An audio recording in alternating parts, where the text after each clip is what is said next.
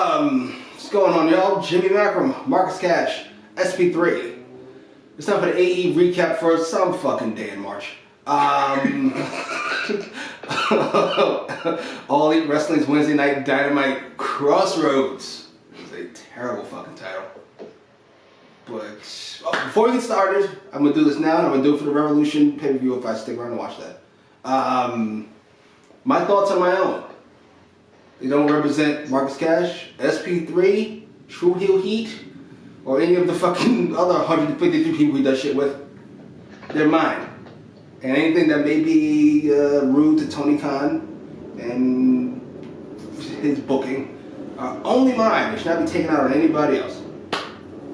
They're only mine and anybody else who watches. But saying it, that's me. Anyway, the show started with Shaq and Jade. I love their entrance, by the way. Mostly Jade's. Jade's video package thing in the beginning. What do you call that? Vignette? I don't know. No, like her fucking video. What do you call that? Oh, her entrance video. Thank you. Her Titantron. That's right. Back in my day, that's what it was called. Do they call it the Contron? They should, regardless. Her thing on the Contron was dope. That was her entrance. I didn't watch Cody's entrance. I skipped it because it's entirely too long. We get older physically as it happens. Yes. I'm a fan of Red Velvet in general, the way she looks at the very least, and her manners. She's so preposterous. I gotta be honest. I don't know if she could be a star. Not that it would matter because Britt Baker did that and they don't care. But I don't see it under that persona. If she could move away from like the brandy stuff, I think she might be able to make it on her own. I think she would need a rebranding. I love that. No pun intended. Wouldn't that do a Mama's Kitchen? Would they get rid of that? I love that. I love that. I mean, and that would get over in AEW. It would. Like as a promo point or whatever, sure, but I don't see Red Velvet on a marquee anywhere whenever that happens again. Well, I didn't think she'd go that far. I just meant make it, like as a person on the roster. In 1995, they didn't think The Rock would go on. The Rock is a goofy name. Like if you look at it outside, actually, now I do look at it. The Rock is a goofy name. Like just having a name shouldn't keep you away from opportunities. Well, The Rock's a nickname they had in sport, like in boxing, also. A fiery babyface and have it by your comeback. So I think that she has great potential, and she can talk very well. She proved that with the promo ahead of this matchup. She showed a lot of babyface skills in this match. In my opinion, she was the MVP because she was the person who had the most to lose out of this whole opportunity. Cody is the star regardless. Cody's going to have plenty of opportunities to have a big-time matchup like this. Shaq is Shaq. And if you look like Jade Cargill, you're going to get plenty of opportunities. Red Velvet, this was do or die for her. And she did. And she performed a hell out of this matchup. And she looks better coming out of it. I agree. You know what? You kind of sold me a little bit more. She definitely gained the most from this. To me, the only person that could have lost here is Jade. And Red Velvet, but Jade's the other one. Thank God. When they had several near falls on Jade, I went, how did Tony Khan blow this before it even got started? How? You said it on the one count. What the fuck? Yeah, Red Velvet hit that spear, and I went, no, they're not. Yes. In fact, I said out loud. Yeah, no, they're not. No, they're not. It was a 2. Oh, Jesus. She looked like an absolute star. I love her reaction to Red Velvet's little pose of.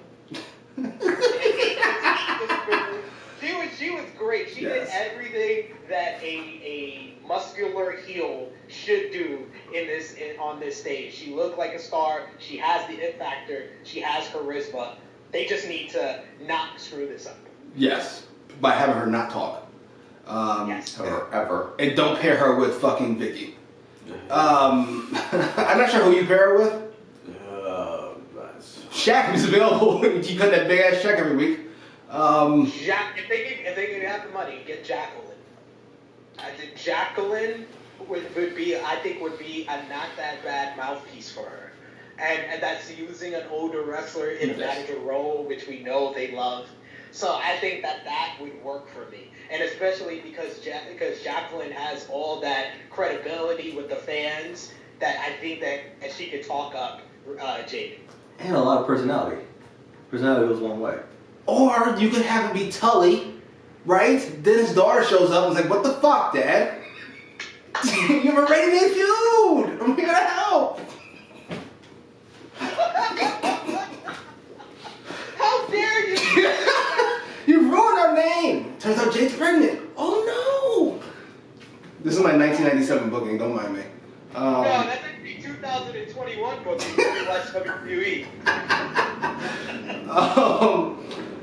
We didn't talk about Shaq though, but Shaq was fantastic, by the way. Way better than expectations. Like, first of all, he got himself in shape for this match. Shaq is big on not embarrassing himself. Got himself in shape for this match. He looked like a star. You forget how, big Shaq actually is. Like, because you watch old clips of him, he's always standing next to somebody else 7 foot. But he's a gigantic dude. Like, Jade looked like a regular sized woman, no offense, next to Shaq. Dude, Cody! When he was in the ring with Cody, I was like, is that Cody Rhodes or Aaron Carter? I thought I was watching the music video, Untold. I thought I was seeing a documentary. He is enormous. He's an enormous human being that because he is from the business of basketball, you don't realize is as huge of a human being as he is. But they made him feel, look, and act like Andre the Giant. Yes. Other than Cody deciding, I'm going to body slam this giant without any build-up at all. Like, any build-up at all. And it was a shitty body slam because Shaq doesn't know how to take a body slam. So, it's like, Cody, goddamn it. Yeah, ironically, we saved the worst for last. I felt like everybody's stock went up, except Shaq's, who stays the same with the Shaq. Except Cody's, who went down to me. Like my opinion of Cody. He continues to ruin it every week. He goes lower and lower. You said him not throwing the punch was egregious. The powerbomb. The powerbomb, rather. With the punch, rather. It didn't bother me at first. And Cash would touch that. It's a powerbomb, Shaq, nothing. But then I saw a replay of it. And it's really not that long at all. There's a powerbomb, Shaq does like a pose, and then Cody punches him in the face. And he gets up. Like, that's enough of that. And it looked like a pretty vicious powerbomb. Whether he knows how to do it or not, it looked like it had some force. It was extra egregious because I went out on a limb before we started recording. I would say it on the recording. Uh-oh. It's the greatest wrestling move by a celebrity that I've ever seen. Because if you think of immediately, all the other celebrity matches, these motherfuckers never do wrestling moves, or they do it very badly. This was on point. If you literally show that video of Shaq giving the powerbomb to Cody and then have it side by side with Brody Lee giving the powerbomb to Cody, I think that it would kind of look identical. I think it would not look that far off. How far do we have to go for a celebrity? Anywhere you want, I think. Well, the Miz was a celebrity technically before he joined. No, he wasn't. Before he joined WWE, he's done several moves better than Shaq. Several moves. Very clean. He went from the real world directly to the WWE. Then you have a point. He went from the real world to nothing else. And that was his way. He literally was a reality show star who had to go through another reality show to get to WWE. I'm gonna spot you the Miz, and I'm a big Miz mark. Oh Jesus! 10, 15 years in WWE. Okay. That powerbomb I think looked a little bit better than just letting it. Jesus, don't get ridiculous. Oh, these two now. And I love the Miz. They're not gonna have me defend the Miz. I'm not gonna do that. I love the Miz. I was making a joke, but I'm not actually gonna defend the Miz. Don't do it. You can't. Not against that powerbomb. A simple, come on. He's done a body slam better than that. Come on, don't do that. Don't do that. Skip this. Anyway, the spot of the night, obviously, is the what do you call it? Crossbody block. Oh yeah, Over crossbody. top rope, through 2 tables. Tope con crossbody. Through 2 tables. Shaq sold it splendidly. He looked like first of all, he went through it perfect. He looked like he died afterwards. To say sell something, by the way. He just fucking laid there dead for forever. I was here for it. And then Jade got the win. I literally saw a tweet that said, "Is Shaq legitimately hurt, or is he the best seller in the business?" No, he just fucking can follow simple instructions. All right, Shaq, when this happens, look like you're hurt. Oh, okay. Look like you went through 2 tables. Oh, okay. Yeah, that's how you would look. Like you just died. What the fuck? Yeah, nobody went over the subtlety aspect of them. He was just like, got it from here. Only Cody would have popped up. Fuck that. That's not. I used to love Cody. Believe me, I don't believe me, but I used to. Cody Rhodes. Cody Rhodes, not anymore. Jade's finisher, I don't hate. It looked a little awkward because you got to protect the person you're doing the move to. But I'd come up with something else. Yeah, like I understand the glam slam because Amazonian-esque women are gonna do that move, but it still feels kind of soft as a finisher. Like, Yeah. What you gonna use though? you know, I don't know. That's my problem, which is why like I'm more accepting of the glam slam because I don't have a better one ready made. But I feel it should be something more Authoritative. Authoritative, that's the word. I was gonna say powerful, but that doesn't fit. Yeah, authoritative. They can't run Jade. Can they? As long as she can hit it on everybody, I don't really mind the Glam Slam as her finisher. And she's tall, so it looks good. She could plant and post people, so I'm okay with it. Okay. It was I don't want to say a really good match. It was a really fun match. Hell of a way to start the show. They kind of butchered it at the end with the ambulance spot. I'm not sure what they were going for there. Aside of maybe Shaq as the Undertaker, I don't get it. I don't get what they were doing. I thought Shaq was going to show up at the end of the night or something. What was that? I thought he was going to confront Paul White or something. I thought that was the logical thing for Shaq White to do that spot. But he's not here. First of all, they butchered the transition of it. Yeah, that was very WCW-esque transitioning. Shivani was supposed to be there and he wasn't, I guess. Then like, oh, there it is. Oh, there's no Shaq. There's a lot of surprises all at once here, buddy. Jesus. I know it sounded like we didn't love it, but I liked it. Mainly because I think we all had low expectations of it. Oh, I had no expectations. No expectations. Man, I came out of it appreciative of QT Marshall for kind of saving Shaq's life there. Fixing those 2 tables that, what was it? Was it Jade and Red Velvet that couldn't set up properly? Red Velvet. No offense. I know she's a professional athlete. But she seems to be lacking in the strength department as far as setting those tables up. She had some issues with the table. Jade came by and looked at it with her pinky. Up next was Pac and Phoenix versus some scrubs. Oh my God! So I've gone on a limb on Twitter. Okay. I want to see what you guys have to say. Oh Jesus! I was so thoroughly entertained by this squash victory. It was probably less than 2 minutes, but my God, Phoenix and Pac make one hell of a team. And I went out on a limb and I said they might just Don't do that. A better team Don't do than that. the Lucha Bros. Jesus. Yes, because you have 2 of the best wrestlers in the world together as a team, and both of them can pretty much do what the other can do better than anyone else on the roster can. I mean, Pac doesn't have the charisma or the connection with the crowd that Pentagon has, and he can't go to like the extreme points that Pentagon goes to. But everything else, he's just better at it than Pentagon. So I just feel like they are the best team out of the Death Triangle. Do you disagree? Because I don't think this is a hot take. It depends on where the take leads. If you're talking about just in general, yes, Pac and Phoenix are a better team than whatever. Pac and Butcher are better than fucking Butcher and Blade. Like, yeah, Pac's better than most people. I don't know what to tell you. But I do not want to see them as a team at all. Because Pac, to me, is a singles star. I'll go star. I want a superstar. I agree with that. No. And they've been added to the Casino Tag Team Battle Royale. As a team, them 2? Does that mean Pentagon's winning this fucking thing? Because it seems like it'd be common sense to have Pac in the match and have the fucking tag team in the tag team thing.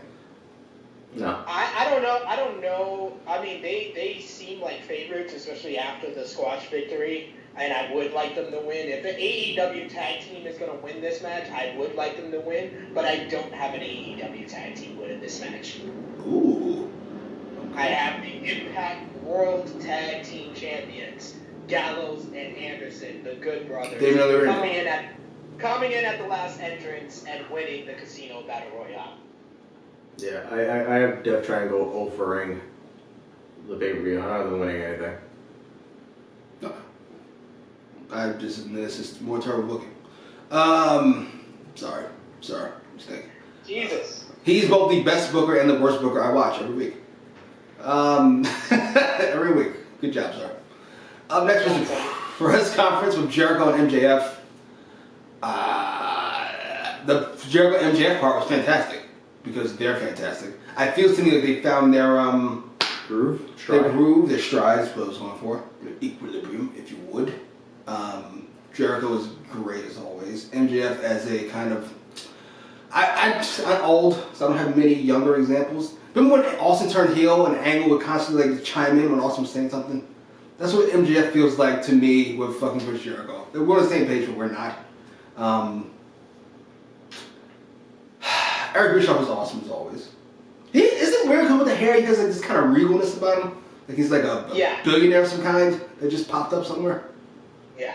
I always want him for these Jericho podium segments. Yes, he should show up. A running theme. They made fun of Conrad and calling him fat. I'm here for. I don't know why. Turkey tits. It's very like fat. Yeah, it's very like doesn't fit today's world, which is why I love it. It's just so over the top. And these are like two people you can't cancel, which people overreact to now anyways. They're trying to cancel Eminem. How? By saying it? Leave my potato toys alone. Like how?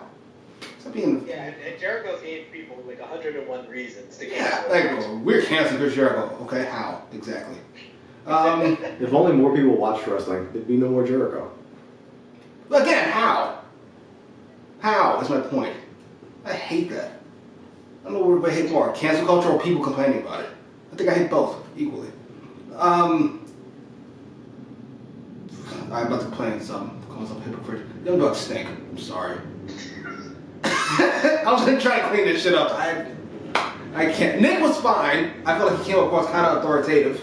And then Matt was fine for the first, I don't know, how long did I watch him? 10 seconds before I hit fast forward. No, it was too emotional for me. That might be a whatever for me. It was a little too like, our dad. He's not dead. It's wrestling. He got beat up. It happens. You brought him here. I listened to it. I went back and listened to it. Ooh. It was not great. To me. To be fair, you hate Matt Jackson. I loathe Matthew Jackson, to be fair. But he's like, there's hamming it up. Well, it's hamming it up on the microphone. It's like, he taught us empathy. He taught us love. He taught us faith. He taught us not to tell on him. He taught us... Oh, Jesus! Like a whole bunch of things. That's over the top. I apologize for any whatever the fucks. Right? Just say cancel.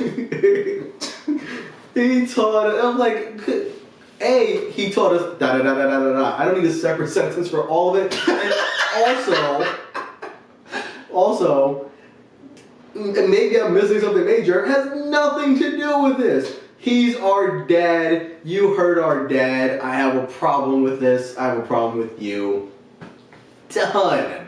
Fair enough. All right? Nick's point, I think it was Nick, he was like, we knew you'd hurt us. We knew you'd hurt our friends. But to hurt our dad, we never knew you'd do that. You did it? I knew that as soon as I saw your dad on TV. The first time, by the way, not even this week. So essentially, your problem is with Matt Jackson in general. But it's. I was gonna say, I think you're right. I don't need to know how good of a dad your dad is. They should have beat up your dad regardless of whether he's good or not. That's the point. I'm not here to see the Papa Buck and the Young Bucks. Well, he's not. The Buck family. Well, MJF took care of it. A lot of people didn't like apparently his insults, Matt's insults to MJF and Chris Jericho. Yeah. Because he doesn't know how to insult. Well, he doesn't know how to insult. Well, I think he just said it was because it made AEW look bad. Yeah, I mean, I didn't dislike their promo as much as you guys. I don't dislike the Young Bucks as much as you guys, as has been established on many occasions. But I would agree, especially since like last summer, the Young Bucks, nothing is wrong with them in the ring. They probably have, if you go down the list of every tag team on the AEW roster, their best match has been against the Young Bucks, regardless of if Marcus Cash wants to admit it or not. But as far as their character and their acting, it's been rough. It's been seriously rough since they did the false heel turn. They've been in this kind of tweener role, and even winning the AEW World Tag Team titles, they've had good to great matches with the likes of Santana and Ortiz, The Acclaimed, TH2. You know, they've had good matches. But as far as where they're at in the story, it doesn't feel like they're in any story all the way. Like they have their foot in the Bullet Club, Kenny Omega, Good Brother story. They got their foot in the Inner Circle story. And they still have a tippy toe in going back and feuding with FTR. So they're in like 3 different places, and it doesn't feel like they have momentum in any of those stories because they're not fully invested in any of them. What I just feel like the promo was a last-ditch effort to get some emotion from the crowd into this matchup. Yeah. The insults did not work because they were not insults on the guys. They were insults on your goddamn company. If the company doesn't exist, this guy who has been we've been told many of times is a future star of the company, he would be at home unemployed in his mom's basement, then why the hell should we think he's a future star? If there wasn't this company, he should be a future star in WWE or somewhere else. He shouldn't be unemployed. If this other guy is your first ever world champion and one of the top stars of the company, if your company didn't exist, he shouldn't be jerking the curtain at the Performance Center. He should be in Japan. He should be on Raw or SmackDown. You don't insult your company to insult the guys across from you. So that did not work. The promo did not work, but everything after the promo and everything before the Young Bucks promo worked excellently. And honestly, the best sell of this match was not on the 2 hours of this program. The best sell on the match was on the Countdown show following the program, where they did a video package, and for the first time in this whole entire feud, they made a connection to the Young Bucks AEW story to this one, where they said, where Matt Jackson started off the video package and he was like, isn't this a familiar scenario? The Young Bucks against 2 singles guys. And it's like, oh shit, they're versing 2 singles guys 1 year later after the greatest tag team match a lot of us have ever seen. They're versing 2 singles guys again. That should have been the whole start of the story. And then you add everything else. It just was like infuriating that they did this video package, and the video package sold this rivalry a whole lot better than the last couple of weeks. I hadn't even considered that. Yeah, that went way over my I head. hadn't even considered that. That probably should have been the whole basis of the storyline. Yes. Yeah, especially considering Jericho and MJF should have beef. Damn it. Like they should have did a promo as soon as they went to the Battle Royal, did a promo with them and be like, how does it feel? You guys are a new tag team, but you're versing the greatest tag team, the AEW World Tag Team Champions. And Jericho or MJF just immediately say, well, wasn't it last year at Revolution? 2 singles guys beat them last year, so that's what we're gonna do. Yeah, we're way better than Hangman and Omega. And then you're off to the races, and then you can add all this other stuff, and we would be emotionally invested from the start of the feud, not after somebody's mom's pasta sauce got on Papa Buck's face. I think you just enlightened me on why I don't give a fuck about this match. It's not just the Young Bucks. I just don't give a fuck about this match in general. I did like the post-match attack on the Inner Circle, where Santana and Ortiz took bumps through tables. It is why I hate this Sting storyline, where they beat up Paige, who's the guy. They beat up Santana Ortiz, who's not the guy. I'm not the guy. That makes sense to me. Because these guys are going to be the fucking pay-per-view. Anyway, that was fun. Santana got mic time, by the way. Always here for that. Yeah, I don't want to read too much into it, but Santana's the only guy besides MJF and Jericho that got mic time there. I'm just saying, they see what we see, I hope. And I actually watched Sammy's vlog from the week that he left the Inner Circle, and they did a segment on Sammy's vlog where Santana and Ortiz asked him why he left the Inner Circle, and he was like, why haven't you guys left the Inner Circle? You guys came into AEW, one of the best tag teams in the world, and now you're not even a goddamn tag team of the group. And then he just walked away. Oh, shit. Why's all this good shit down the show? I don't know. I'm so grossed out. Yeah, it's, I don't know. I think they see a star in Santana, so, well, I'm excited. I'm so petrified for how they're going to ruin that, too. Yeah, he'll end up in Britt Baker land somewhere. They haven't ruined Britt Baker. Yeah, Britt Baker. She's on the undercard. Not undercard, what do you call No that? fucking pre-show. Oh, it's fucking gross. With the other best worker in the company, Thunder Rosa. Oh, these people make me sick. That's not racist, by the way. I don't care what race Tony Khan is, he stinks. That's just me. Just my opinion. FTR and Tully Blanchard versus Jurassic. Oh, wait, there's more? You forgot the video package. The exploding barbed wire deathmatch video package. You loved it. Fucking Onita! I fucked the fuck out. I was like, oh man, this motherfucker. I didn't even know he would still be alive after all the exploding time bomb matches this dude has been in. I told Cash he was the best part of the video. Yeah. Easily. Yeah. Easily. I think he sold me on it, quite frankly. I kind of want to see it. Yes. Him cutting the promo and saying that Omega and Moxley added rules to this already ridiculous match that are just going to suit them very well just gave this an aura. Like legitimately watching that video package, I was like, this is like the closest thing that feels to 1997 Hell in a Cell. Like, this feels like the blow off in professional wrestling. I hope it does not become it. And then we end up with fucking this match every year, and then we end up with a whole pay-per-view dedicated to this match. I won't pass. And then 3 in a night. This only needs to be like once every 3 years, or 4 or 5 years. Yeah, once every 5 years, I think I'm good. I was going to say once. I think this once. That's hilarious. What if it's amazing? Then I'll eat my words. But you don't think it's going to be amazing? I do not think it's going to be. Because I'm one of the 4 people that went and saw that Funk match and didn't think anything great about it whatsoever. And I understand I'm in a very select minority here. I didn't think it was good. I have no expectations for this match. I'm not excited. Yes, Onita, is it? He sold it well, but that didn't make me care. Jesus. Okay, fair enough. Fair enough. Maybe I'm grasping at straws because it's the only thing I'm even remotely interested in seeing on this pay-per-view. See, obviously, that's the least thing I'm looking forward to. What's the most thing? Maybe the tag team? There's a couple of them. Oh, you mean Jericho and Mjf? No, the trio, not trio, the Battle Royal thingy, maybe? Just because there's a lot of people in it, it's going to be a fucking clusterfuck. Of course that, dude. It'll never be boring. It's going to be Crash TV? So you get to fucking not be bored while you're watching. Fair enough. That is your...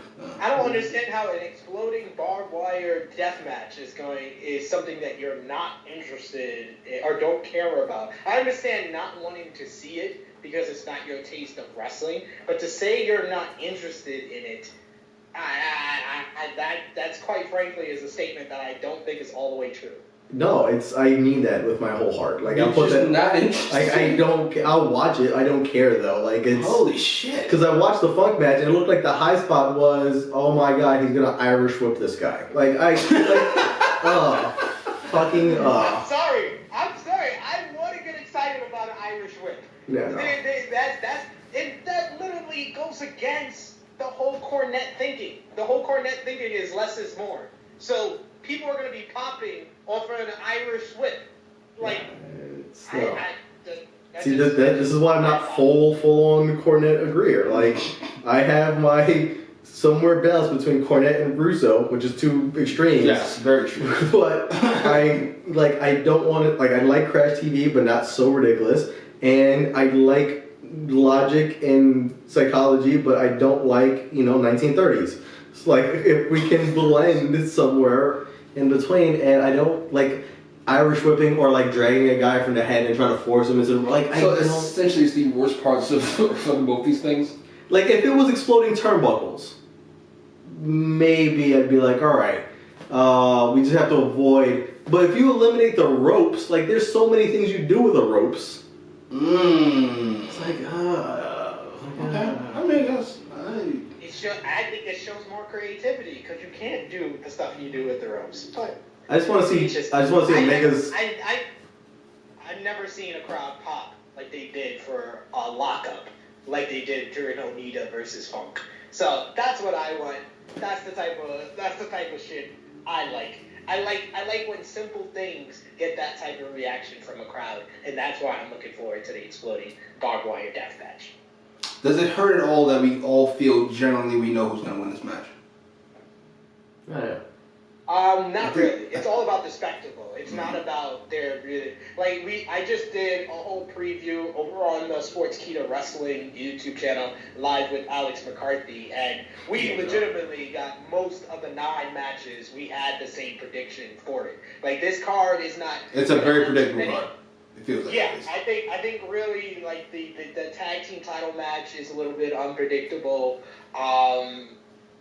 Of course, the Casino Battle Royal, the ladder match, those stuff is predictable. But I would say pretty much everything else on this card, you can see who the winner is going to go into it going in. But I think that people are excited about the exploding barbed wire death match. They said it best on Wrestle Talk. This shit sounds like an SEO type of title. Like a title to a match that you know is going to be Googled a whole hell of a lot before the match ever happens. It has a whole bunch of buzzwords in it. And I just think that it's all about the intrigue of the spectacle of what this match is and the fact that it's been over 25 years since we had one and never in the United States. You just sold us with the hell of a match. Tony Khan's going to send you a check in the mail, though he will detract for the libel I've done against him. Minus the Jimmy fee. Yeah, up next was the tag team match. 6-man tag. Jurassic Express versus FTR and Tully Blanchard. Gotta be honest, I kind of love this match. Very surprised.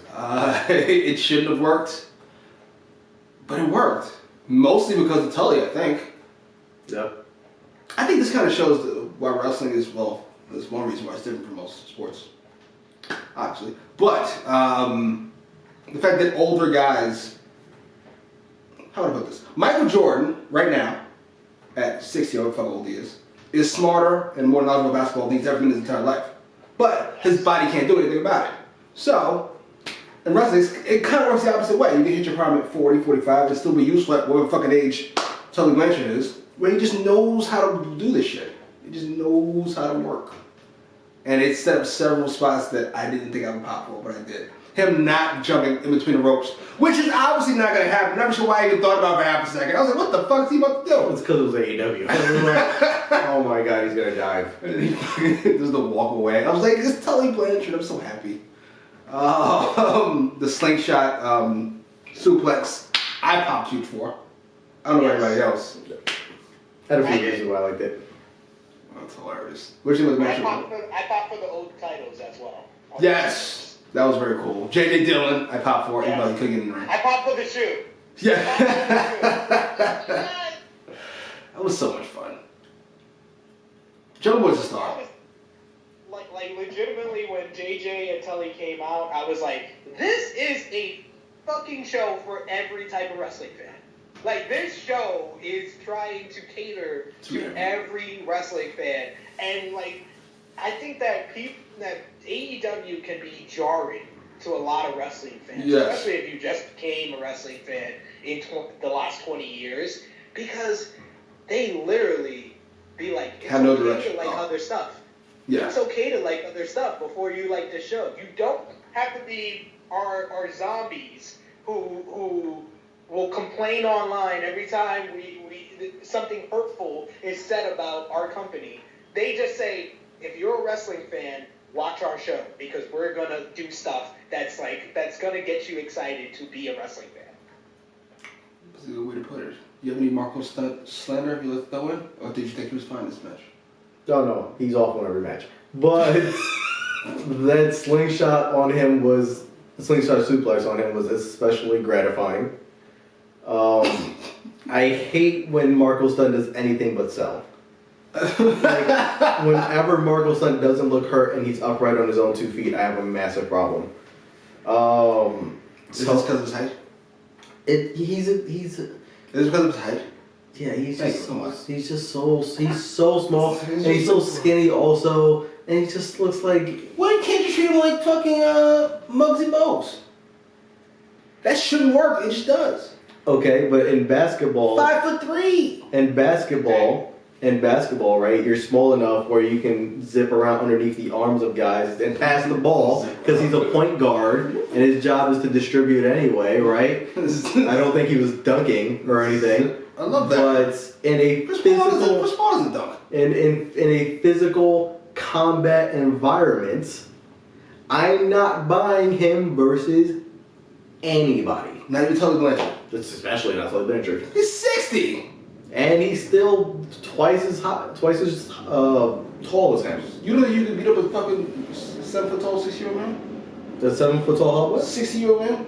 7 feet tall? Yeah. I don't think so, man. Jesus, your lack of self-esteem bothers me. Old man strength. Okay.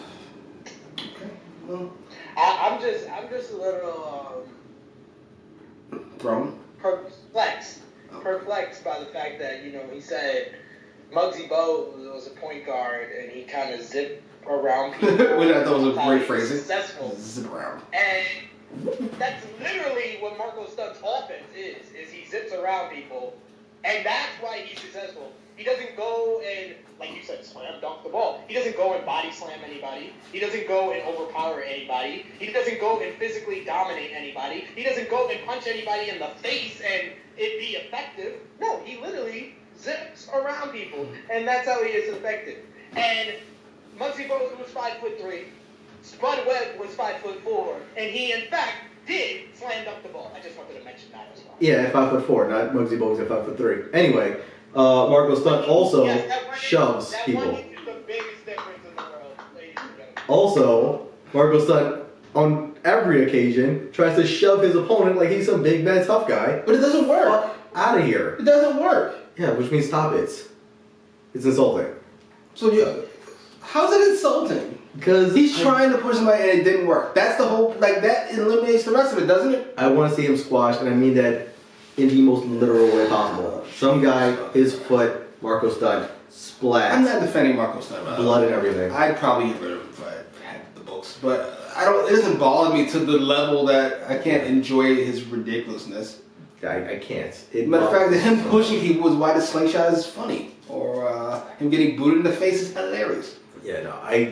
My hatred for Marco Stunt is what was the phrase I used? You can fire Goat Baker and Eddie Kingston. Yes. If it means you also fire Marco Stunt. That is blasphemy. And I'm okay with that. That is so not okay. And I'm okay with There is no, you can fire 12 Marco Stunt. You can get rid of Tony Khan from the books, but if you gotta fire Goat Baker to do it, I'm not here for it. I'm not here for it. You're gross. Yeah. You should be ashamed. You're banned from the cult of Goat. The ends justify the means if we can get rid of Marco Stunt. Cult of Baker. The cult of Baker. You've been banned. What are we talking about?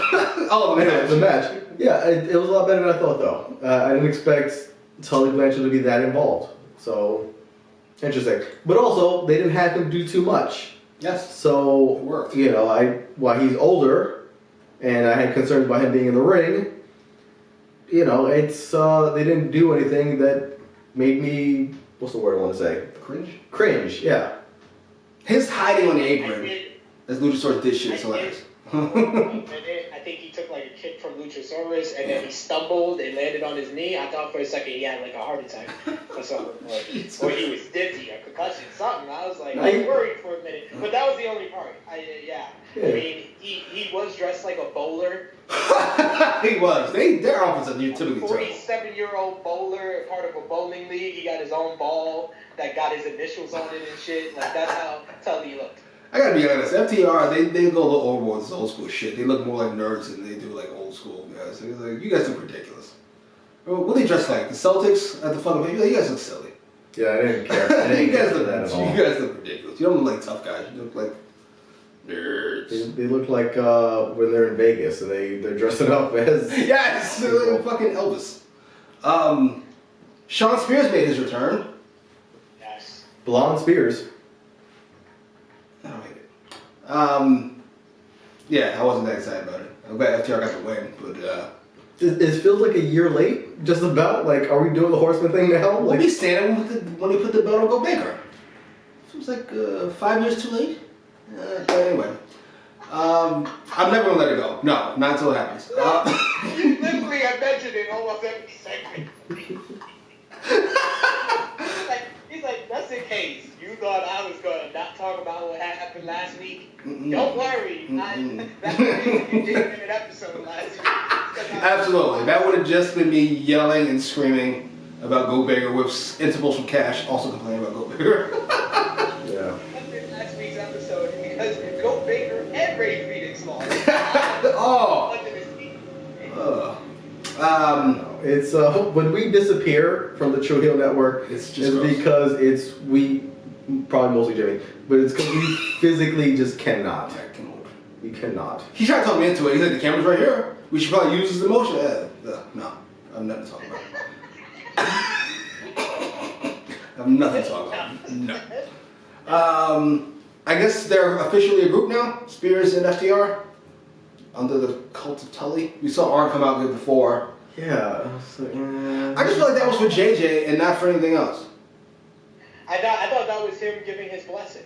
This what Cash said. Giving his blessing that they're going to be the next four horsemen. I mean, the only thing I could see this working. Oh, wait, I'm glad Arn gave his blessing, by the way. Oh, well, thank God for that. X-Pac gave his blessing, use the DX name, by the way. Feel free. How dare you? What do you mean? He is more like a Triple H, or in the earlier version, or a China. Yeah. Okay, I'll give you that. I always felt like China was like second in charge, even as Yes. Oh yeah. Yes. And X-Pac. He's over Outlaws next, I guess. That's a better role for Arn. Arn was always the second in charge. Fair enough. Hey, he gave his blessing to Kurt Hennig. That didn't end too well, but he has history of giving blessings to Horsemen members. But the only way this works is the fourth member they gotta nail. So my two options for them. This is what we do on AEWrecap. We put on our booking hats and we're trying to help Tony Khan claim another Best Booker of the Year award, and he could put that on a banner like the Best Weekly Show TV banner that he had during this episode. So gross. So gross. But Cody, Obviously. because the whole history with the Horsemen and Rhodes and him joining the Horsemen, that would just feel like he's betraying his family, and that would be cool to kind of play off Horseman Nightmare Family kind of thing. You could play off of that. Mm-hmm. Or two, you mentioned it earlier, Tessa Blanchard. Tessa Blanchard come in and be the fourth member, and you could do Shawn going for the TNT Championship, FTR reclaim the tag team titles, and Tessa wins the AEW Women's World Championship. No. Knows that last part, but I don't mind her in the group. Yeah, she can win the NWA title. Which I haven't said in at least 3 weeks now. It is the ugliest belt I have ever fucking seen. You don't need to mention it. It is so ugly. That AEW Women's Championship looks like the big gold belt next to that NWA title. It's a horrific looking belt. It is. But do you have options for this? I don't know if I have options.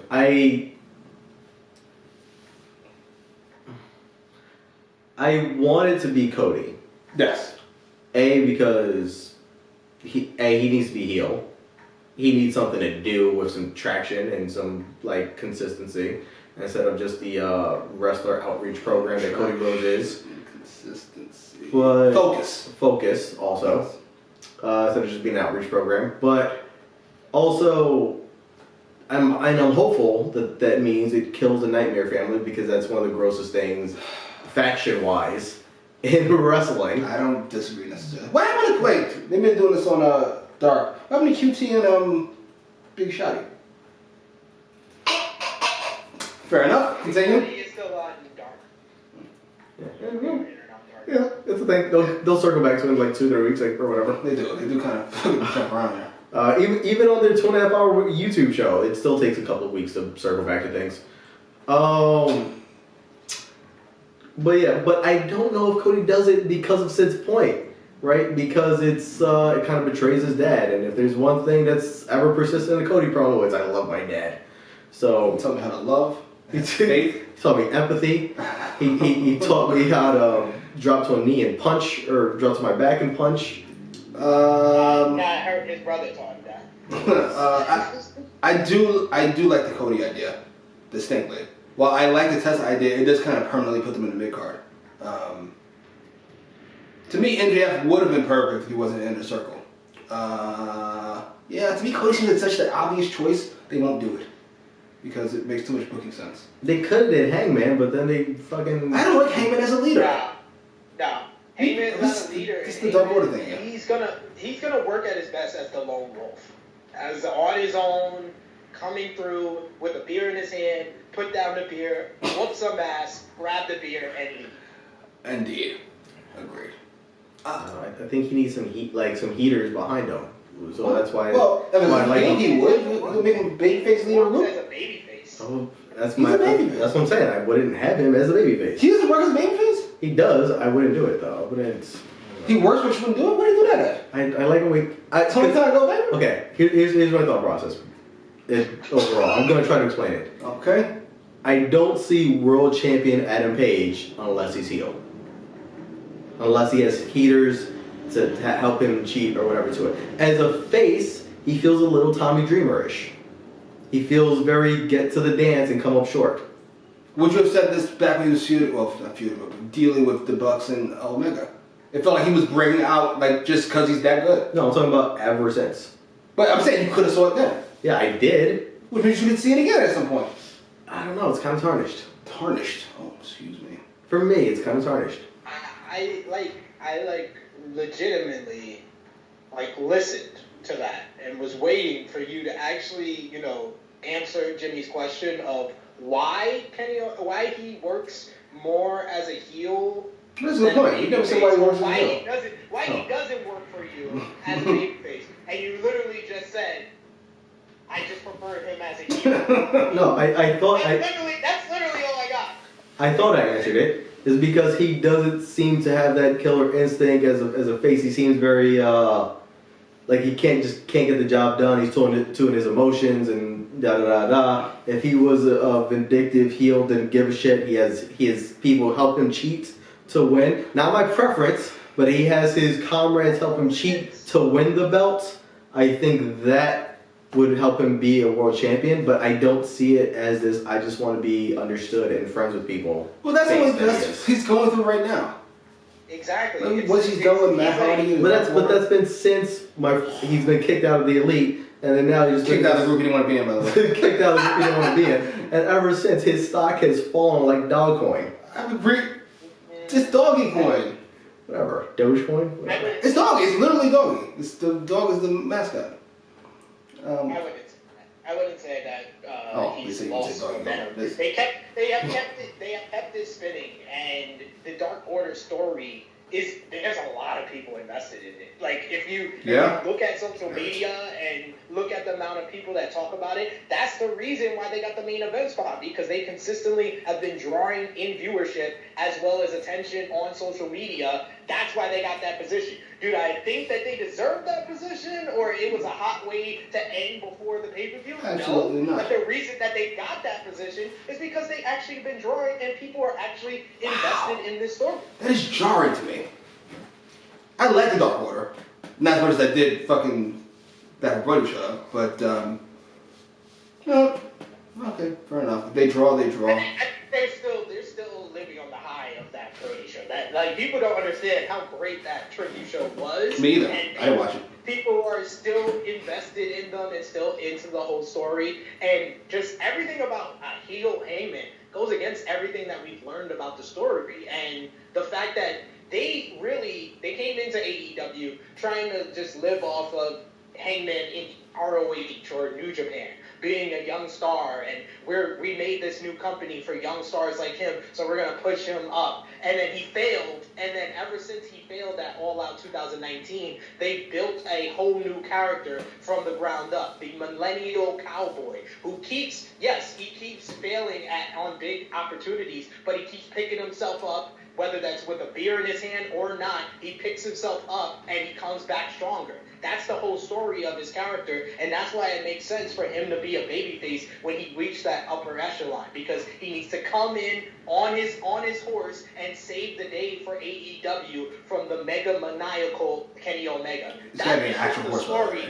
That is the story that is written in whether you see it or not. It's right there for AEW to tell it, and I know Kenny is just hoping that they don't ruin it. No, because as soon as you said it's right there to be done, I've seen this before. I've seen things that were right there. I'm not going to mention it. That were right there that they just didn't do. Even after Gold was gone, it's right there. Thunder Rose is right there. But we're not going to get into it. We're not going to get into it just yet.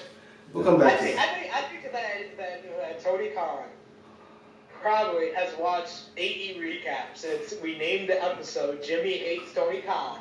And he is literally just fucking with me and dealing you. Because one thing that we know with AEW, I know you guys have your complaints about it, but I think we can agree that if something is set up, they 9 times out of 10 will eventually get to that destination. Okay. They haven't instilled in us the pessimists that we have watching WWE, where we say something is written in the stars, and we just know they're going to do something to completely fuck this up. What they're doing right now with the whole Britt Baker and stuff that you're complaining about, they're just making you wait more.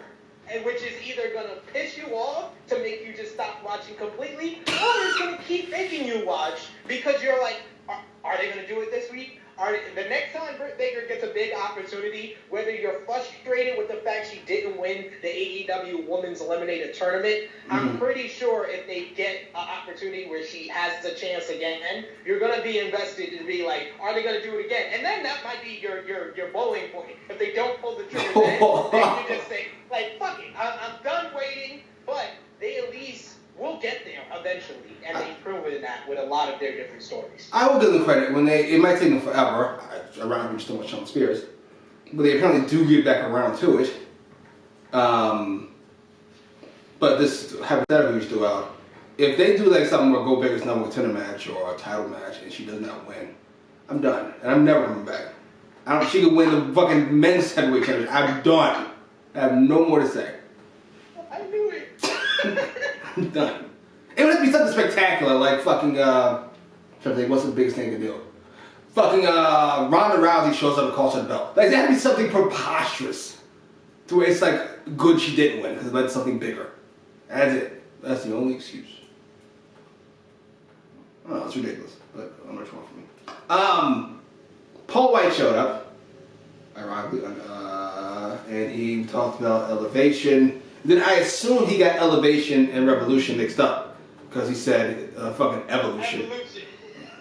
Alright.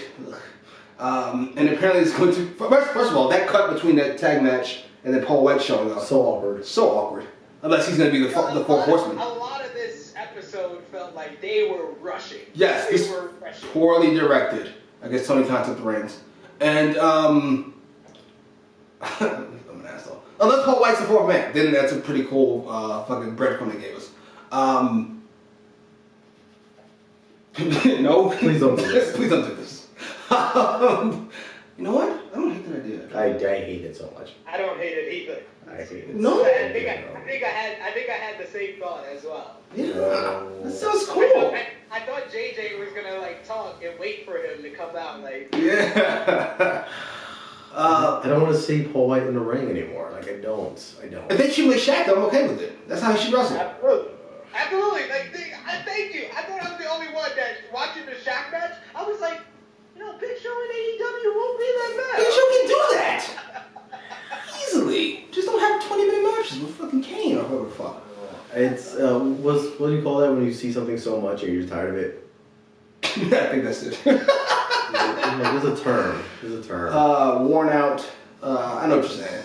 It's just like guys I've seen 20 years. Like I don't care. It's just diminishing returns on the Big Go Show. away. Fair enough. I felt that way a long time about Big Show and Randy Orton and King. Yeah, apparently there's going to be two surprises. One is the ladder match, right? Yeah. And then somebody's going to sign a contract who is apparently Hall of Fame worthy. So, huge name. Yes. Not So he's, one huge, two huge. yes. So he's not in the Hall of Fame, I don't think. See, that's the conundrum on Twitter. Everybody's like, well, no, it can't be somebody who's already in the Hall of Fame. It has to be somebody who's Why does Twitter people talk like that? Especially if they're right. You're going to probably make them sound like that? Well, no, I'm encompassing all of Twitter, so some of the ones that are right that are in there, but then there's all of you that are wrong, so. No, it's Hall of Fame worthy, it's not Hall of Famer. Okay. And to be fair, they've never said Hall of Fame in wrestling, so it could have been That was my concern. such and such from such They said a major star in the world of wrestling. Did they? Okay. Yeah. You have a guess? Did they say American? No. No, they did. They didn't. Who's a free agent in Japan? Oh, Jesus. You threw that one out. No guess, just somebody from Japan. Well, I wouldn't know because I don't watch New Japan. Right, well, since who do you know that you think it could be? You know what?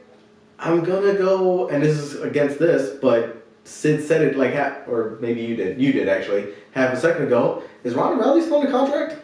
Oh, they don't have that kind of money. Yeah, they don't. And not with that kind of wrestling fan base who would turn on Ronda even faster than these people did. Ronda Rousey is still under contract until WrestleMania 37. Oh, Jesus. They ain't playing games. I don't know. I mean, I really don't know. I really have no idea. I would guess with a ladder match, but who this is gonna be, Hall of Fame worthy? Like I hear Kurt Angle, I hear Mark Henry. I assume they're both on legend deals still. No, Kurt Angle is not under contract, and I don't believe Mark Henry is either. Oh Jesus. Somebody sent me some with Marcus Carrara. Both for Hall of Famers though. Yeah. Did you send me the Marcus Oh, I Carrara? tagged you in it. I don't think it's Hall of Fame worthy, but I'd love to see it. Well, he'd be in the Team Hall of Fame. Monty Brown is fantastic. I heard Christian. I heard. That's who I'm going for. Yeah. I'm going for Christian because I just feel like that they have to have someone who is legitimately going to shock us, who us fans feel is a star and is Hall of Fame worthy. And he kind of fits all those bills because if it wasn't for the fact that literally a month ago he returned to the ring at the Royal Rumble, if it wasn't for that, this wouldn't feel as big as it would feel if he is the guy that comes through. It will feel huge because he just came back to the ring. So it was like he had the opportunity to re-sign with WWE, a part-time deal. But he literally wanted to return to the ring in WWE and then sign with their first competitor. Like that would be a very telling sign to where AEW stands in the wrestling business. With Christian in mind, I do have to ask you a contract status. Is Bubba Ray Dudley signed anywhere? Ugh.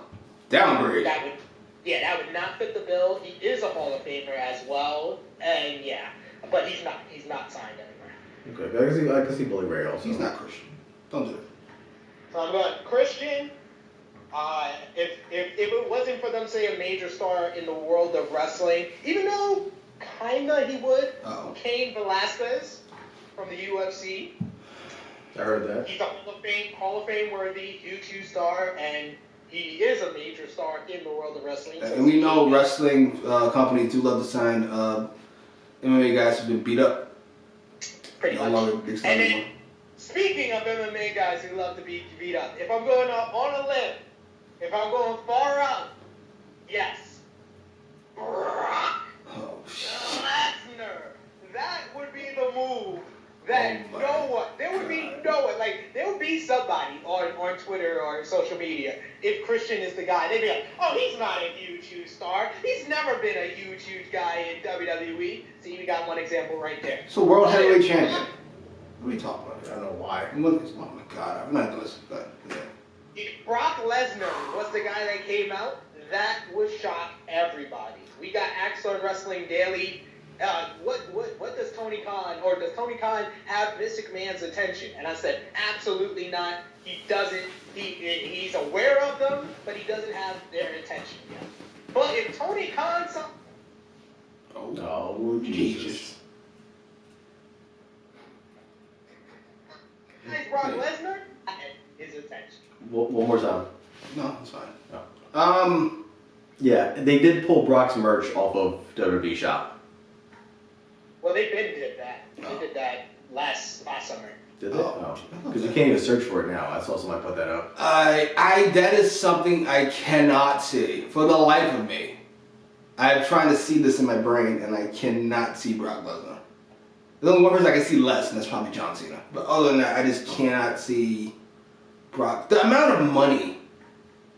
We talk about how much Ronda would cost. The amount of money to get Brock Lesnar to show up to not WWE. I can't imagine what that number would be. All I know is it had better work, because if it don't, you're going bankrupt. Because Brock's not taking a pay cut. And I'm like, I don't know what the number is to beat the WrestleMania payday, but if anybody's going to do it, I see Tony Khan doing it. Fan Tony Khan? I like Brock Lesnar. Yeah, here's his check. See, I don't think he likes Brock Lesnar. Like, I think most of his fans would think he's part-time and he's ruined wrestling and he didn't defend the belt and at least that's what I read on Twitter. I think he's more of a wrestling fan who view Brock Lesnar as probably greater than the average wrestler. See, you're talking about the average wrestling fan. Like, Tony Khan is a hardcore wrestling fan. Like, I view Brock Lesnar as one of the best sellers in the history of professional wrestling. When Brock wants to sell, he makes his opponent look amazing. That's because he knows what it's like to be punched in the face.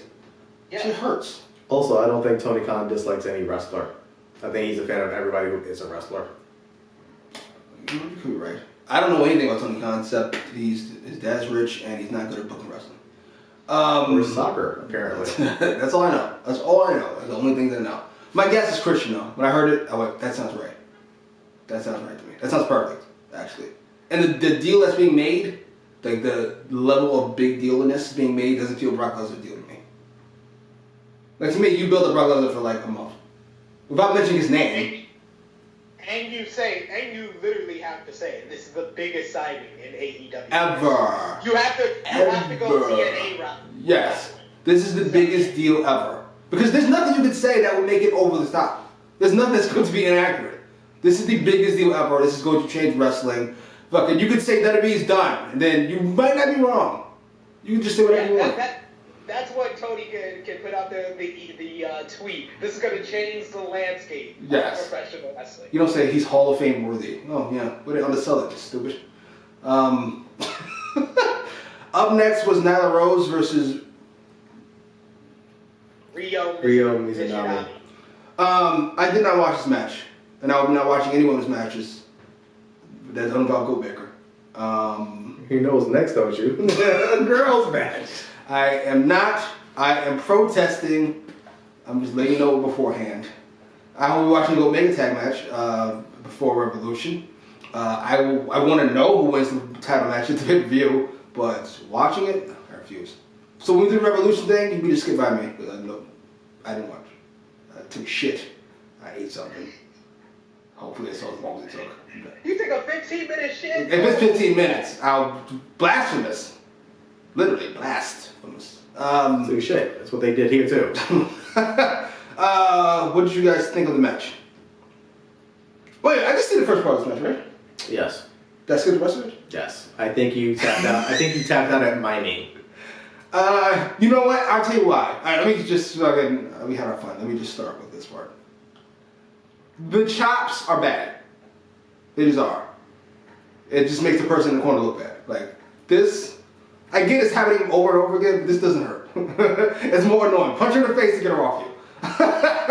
The miming, I didn't mind because it's wrestling and you can be goofy. I just minded it after the chops. Like, you gotta take something seriously here. Like, if you just have a fucking rock bottom or something and then you decide to mime, that's hilarious. Because you give no fuss about this person. But this lady's not hurt. You should probably do something. Especially considering it's Nyla fucking Rose. You should probably take this a little more seriously. And that's all I remember. That's my biggest gripe with it. It's a serious concept. It's not The Rock versus S.A. Hurricane. Or Hurricane. You've actually seen that. So. Right? It's not The Rock versus Hurricane, right? Where you hit a rock bottom. This was a squash always. This was never a serious contest. This was not a tournament final. This is not a number one contenders match for a title shot. This was a squash match, big move. You want to goof around. Or even if this was a comedy match altogether and it's Marco Stunt versus Joey Janela. Joey Janela's not a comedy match. Right? Your hatred Joey Janela stars. Right? Marco Stunt versus Matt Jackson. Or Sonny Kiss. Austin Gunn. Whatever, right?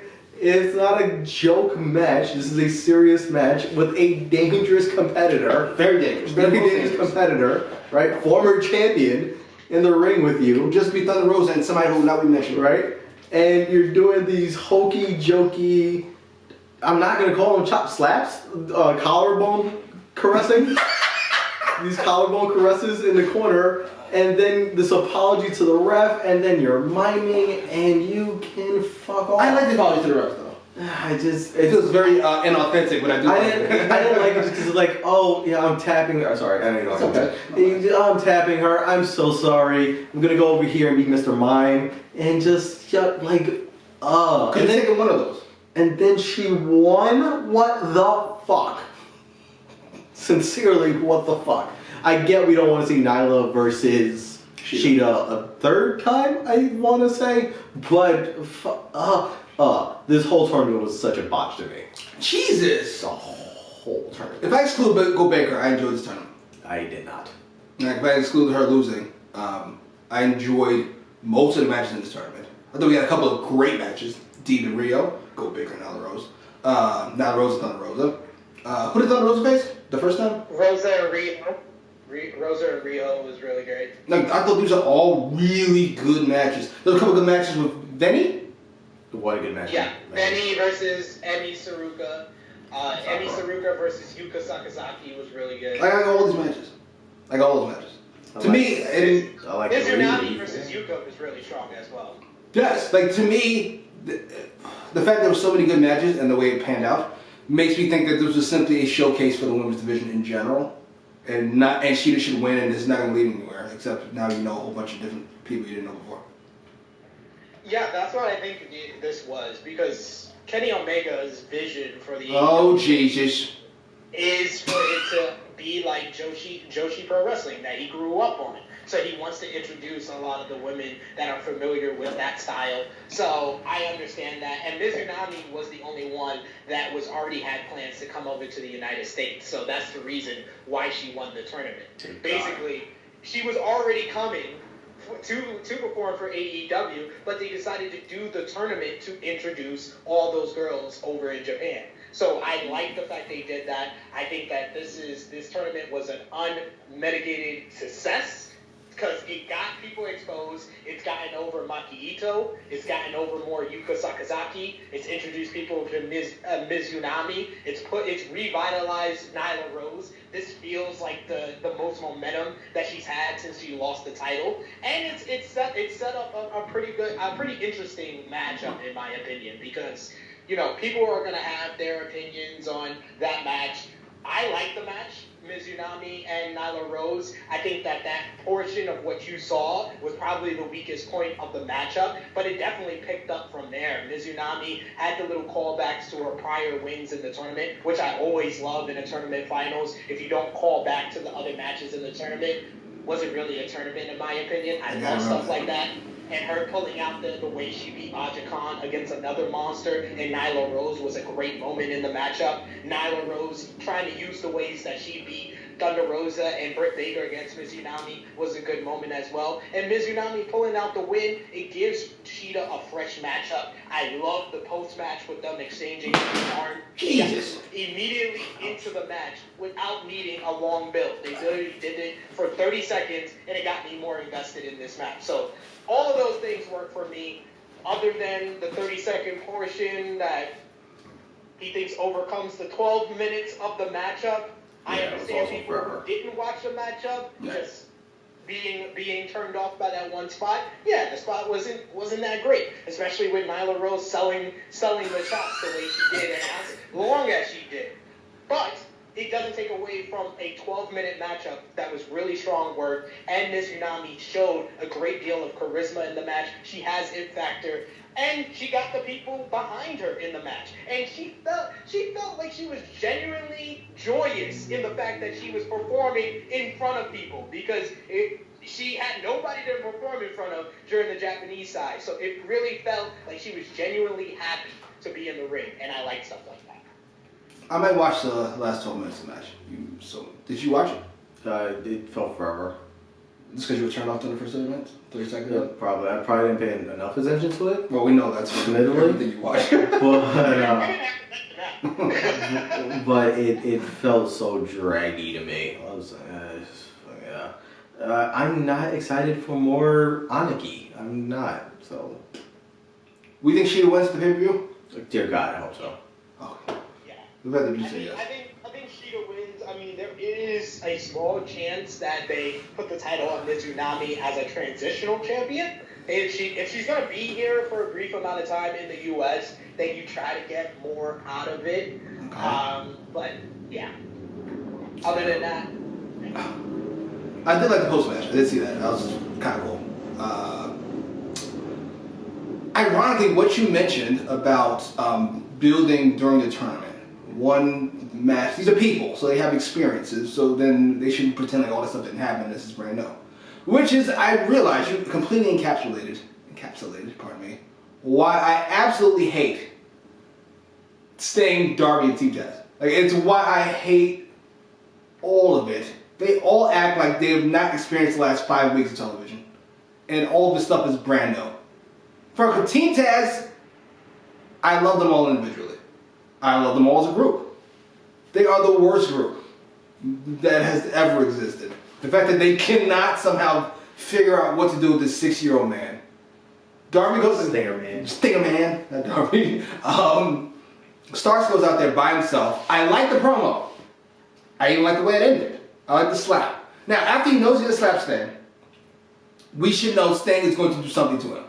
Team Taz should be on standby for what's about to fucking happen. It takes them forever to come out. When they do come out, Hobbs tries to grab fucking Starks. First, this is Hobbs' big return, by the way. He tries to grab Starks. And fucking, is it Cage or Hook? They tackle Sting. Hook. They tackle Sting. Doesn't tackle him, by the way. Just throws him in a chin hold. he hugs him. What are we doing? Puts him in a chin hold. What is all of this? Like, you don't at least try to go for a Taz mission? You're Hook. Who ends up in the Scorpion Deathlock? I'm pretty sure it was Cage. Yeah, Might be Starks. No, Starks. It was Starks? Yeah. The other guy in the match. Jesus.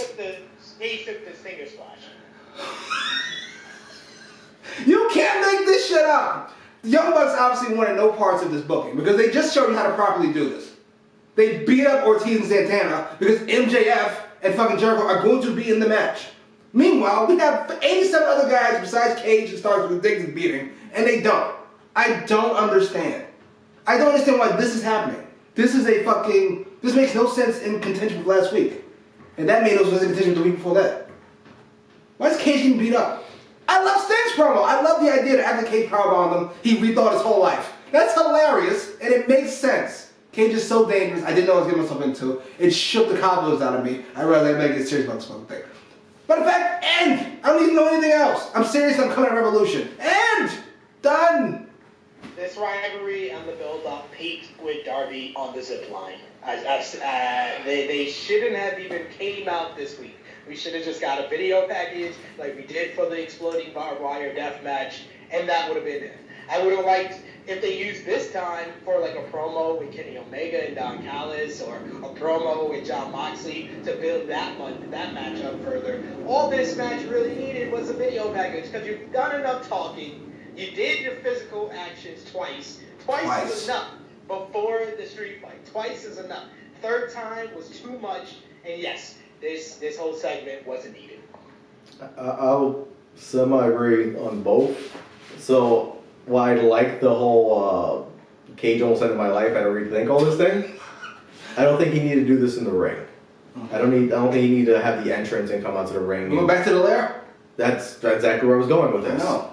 Right? You're in the lair, Darby's over there, and you guys are both brooding and maybe checking your harness and why you can't detach from it so quickly.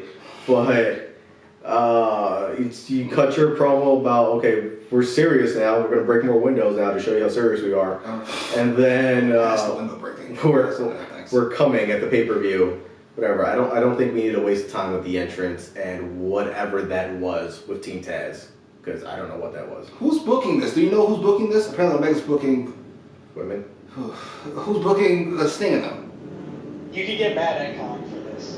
I am. He's responsible for this rivalry. It feels, and to be fair, if you're going to be a head booker, it feels like you should have a little more hands-on thing with Sting. Unfortunately, you're not good at it. Here's my question. What is even better? When they kidnapped Hook, right? As a response to kidnapping Darby. Isn't that the end? Isn't that the payback? We're done? We don't need to beat up anybody? Cage needs to take a pit? That should have been this week. We close. Like, they could have done an exchange with Ricky Starks and Sting like next week. Like that's how you transition out of the matchup. Like you could build to a Sting versus Ricky Starks. That's like the biggest match possible for Ricky Starks. Even though we know he's gonna lose. But yes. That's kind of Ricky Starks' role. Like Ricky Starks, we know he's eventually gonna lose. But we just like the ride getting there because Ricky Starks is so goddamn charismatic. Yes. I would like that next week, not this week. Yeah, I would have closed links to pay-per-view with, well, now we got Hook. In fact, they can still have Hook going into the pay-per-view. Jesus fucking Christ, Russo. And we hang Hook above the ring? Hook on a pole. I'm so glad that the 200,000 people that tuned in for Sting no longer watch. They won't stop, but they'll stop watching this week too, now that Shaq's gone. It's so, I'm so annoyed. With it. Next was, I can't believe I'm saying this, a qualifying match for the face of the, whatever the fuck, TV, whatever the fuck, 10 versus Max Caster. Face of the Revolution. Face of the, Jesus, that's a mouthful. I'll be honest, we don't even need to waste that much time on this. We don't have to. I legitimately forgot this even happened on the show. But we have to talk about the promo for Max Caster in the beginning. His rap, which I felt was a little over the top, but in the way I like it. He talked about light getting lit up like... Yes. Getting lit up like Lady Gaga's dog walker. I forgot what the prelude to that line was. What run with Walker? It doesn't even matter. This is obviously a complete rip of the Cena gimmick. Obviously. But he's made it his own. But he looks so goofy, by the way. He looks like Russell Wilson. Love you, Russ, I'm just saying. Russell Cena. It feels different. He feels a little more nerdy than Cena did. Yes. And number two... And like acknowledging it also. Yes, he doesn't appear to be trying to be tough. The way he dresses, he just understands he's ridiculous. And if he's going to continue to be ridiculous in this way, Lady Gaga's dog walker, all the things that Tony Khan would scratch out, TNT would scratch out, get any common sense. I'm here for it. If you're going to do it, you got to do it more ridiculous or outrageous or controversial, and I'm here for it. It's fantastic. I'm here for Lady Gaga's dog walker. Yeah. Listen, I don't recoil easily at all. I'm a little gruff in that way. So when I go, oh, I'm here for it. You did the right thing. Yeah, it's I love like all of. I think I disliked one, but otherwise I liked all of Max Caster's entrance freestyles that he's done at his opponents because they're all like, that's hilarious. Sometimes a little forced, but they always get a smile and a chuckle out of me. What about his partner? Where's Bowen at? That was my concern this week. Where the hell is Anthony Bowens? They randomly have tag team partners just go missing from week to week. Yeah, because Isaiah Cassidy was missing this week after Mark Quinn had been missing the 2 weeks prior. Yeah. But I don't know where Anthony Bowens, maybe he could make it into Florida for this. He's from New York. Oh, okay. My theory was he heard the Lady Gaga line and went, I can't support you. I can't be out there when you're going to do the Lady Gaga line. I think they just try to keep guys completely out of it if they don't have like a direct role. And if he wasn't going to be the direct guy to cost 10 the match, I think they just was like, we don't need you this week. You can have a match on Dark. We want to focus on Max. Max is going to get the spotlight at the pay-per-view, so let him come out on his own. I like it, guys. I think this should have happened earlier, considering the finish. Yes. Yeah. I liked the match. I didn't love it. I liked the match. I liked the ending. I love the ending. The match was fine. I love the ending. I totally forgot about Matt Hardy. Definitely. Yeah, do it earlier so that we get the build up for the main event. Matt Hardy with an envelope with money written on it, by the way. So we know what is this fucking a name. What is this, a silent film? It said $4,200 money. Because you don't want to get that confused with your rent check that you keep in the same pocket. Jesus. In highlighter yellow as well. Ironically, the LVP of this match was Scorpio Sky. He's not a heel. He just isn't. And He's also not a talker. I wish he was. He just is not. He tried his best to be a heel. He did. I was thoroughly confused because I was like, when did he turn heel? See, I have a vague remembrance of him being heel, but I didn't see it. So I assume you mentioned it because it happened on Dark? I think so. I love this. Is this one of those, what do you call it, whatever effects? We're all assuming we saw something we didn't see? I think... Okay, so Scorpio Sky only shows up once a month on Dark in the first place. Kind of like you gotta wrestle once every 30 days to keep a job. Right? You gotta wrestle once on Dark every month to keep an employment. So he does that, and I don't think it was the last thing he did on Dark, so maybe 2 months ago he kind of turned heelish. I don't really remember this whatsoever. All I know is don't put him near microphones. Yeah, he's not naturally gifted talker. He's not naturally gifted heel. This is gonna flop miserably. Yeah, he's a... Oof. Even his offense isn't heelish. This feels like a bad fit. The only thing about somewhat heelish is his entrance. Reach for the sky, and then you got like this glorious like sky cam over here. Just like, look at me, bask in all of me, or whatever. If it was as a group, SCU turning heel, I think it would work better because Daniels and Kaz have always been better heels than baby faces. Certainly. And I think they can get the heat that he can get on his own on the mic. They can get it for him. And it would fit in well with their whole story of not losing another tag team match until they get another... or if they lose another tag team match, they split up as a group. It can also play into the fact that they're first ever AEW World Tag Team Champions. And that's never really mentioned at all. It's like they forgot that they were the first champions. Like the way they talk about it, Kenny and Hangman was the first champions. Yeah. But it's like they completely forgot about SCU, and they can take that personal and use that as the catalyst to turn heel. I agree. All three of them should be heels. They should be helping... Scorpio Sky should be helping them cheat to win so they don't break up, right? And you can keep that gimmick going. And then it pushes Scorpio Sky in the singles division, where he should be anyway, and they help him cheat to win from time to time. And they are much better heels. This is the worst town stuff was some of my favorite ROH things of recent history that I can think of. I think you guys just kind of crystallized what's wrong with his heel character, and that is he has no help. The heel he's playing isn't the right heel. I feel like he should be motivated to make sure his group doesn't break up. Therefore, he just does awful shit to make sure it doesn't happen. He doesn't have to fucking whatever the fuck this is. Like, And it's just about the means. Yeah, just fucking. Who's been doing that recently? I feel like someone's been doing that. What? Like just heel because they have to be. Like it is what it is. Maybe Young Bucks a little earlier. They were kind of being mean to be mean. But all I know is half of me is better than all of them. That's not a catchphrase that's getting over. He made sure to stick that landing like 3 times on commentary. Sure. I'm not with you. That was the main event. I said it out loud. Matt Hardy and Mark Quinn versus John Silver and Hangman Adam Page. How do I put this? I fully expect Sting to go through the Matt Hardy treatment, where he's treated like several steps down from where he entered in at. Because I just remember Matt Hardy came in as a big fucking deal. Yeah. And now he's not. And he should be, to be honest. But Hangman is a big deal. I think this whole new character has got me more interested than I was immediately following his debut. I was interested in him during his debut. Then they did the segment where he teleported, and I lost a lot of interest. Then after Double or Nothing, and yeah, they didn't do much with his character. It got me less interested, to the point that I wasn't interested by the time we got to the Elite Deletion at Full Gear. And ever since Full Gear, it's like they watched our roundtable and heard us complain about the Elite Deletion. They've totally changed the character since then. Yes. And I think this character works better for it. He does. I'm a lot more interested.